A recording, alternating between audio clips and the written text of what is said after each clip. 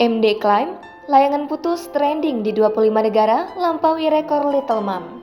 Serial original WTV, Layangan Putus sukses jadi tayangan yang masuk jajaran trending di 25 negara. Usai menayangkan episode 7B pekan lalu, Layangan Putus jadi salah satu serial di WTV yang masuk 10 besar trending penayangan di 25 negara. Layangan Putus berhasil menempati posisi trending 1 di 15 negara, yaitu Amerika Serikat, Indonesia, Malaysia, Belanda, Singapura, Hong Kong, Australia, kemudian Jepang, Jerman, Prancis, Turki, Rusia, Austria, Belgium, dan New Zealand.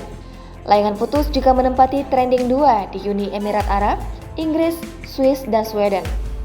Trending 3 di Kanada dan Romania, trending keempat di Taiwan dan Italia, trending 5 di Arab Saudi, serta trending 8 di Polandia. Pencapaian Layangan Putus berhasil mengalahkan rekor serial Little Mom yang sebelumnya sukses menjadi trending di 22 negara. Dalam siaran langsung Instagram pada Senin 10 Januari 2022, Putri Marino sebagai pemeran Kinan sempat mengucapkan terima kasih atas pencapaian Layangan Putus yang menjadi serial nomor 1 di WTV. Sementara Reza Rahardian yang memerankan tokoh Aris mengaku tidak menduga bahwa Layangan Putus akan menjadi serial yang sukses seperti saat ini. Jangan lupa subscribe, share, komen, dan like ya!